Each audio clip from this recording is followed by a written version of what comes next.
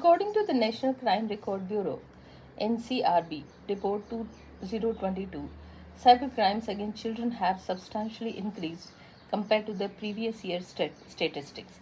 Moreover, the National Cybercrime Reporting Portal, NCRP, under the aegis of the Cybercrime Prevention Against Women and Children (CCPWC) scheme, recorded uh, 1.94 lakh child pornography incidents as in April 2024. In 2019, the NCRB signed a Memorandum of Understanding with the National Center of Missing and Exploited Children (NCMEC) USA to receive trip, tip line reports on CSAM.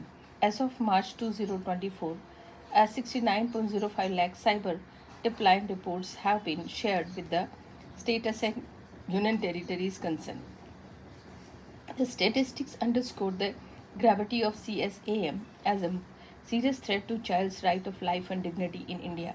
Presently, Section 67B of the IT Act 2000 punishes those who publish a transmit material in electronic form exploiting children in sexually exploit act. Furthermore, Section 13, 14 and 15 of the Protection of Child from Sexual Offences Act 2012 POCSO prohibit using children for pornographic purpose, sorting child pornography in any form and using a child for sexual gratification. Additionally, Section 294 of the Bharatiya Nyaya Sanhita penalizes the sale, distribution, or public exhibition of obscene material, while Section 295 makes it illegal to sell, distribute, and exhibit such obscene object to children. However, the existing legislative framework lacks adequate safeguards to deal with the AI-generated CSAM.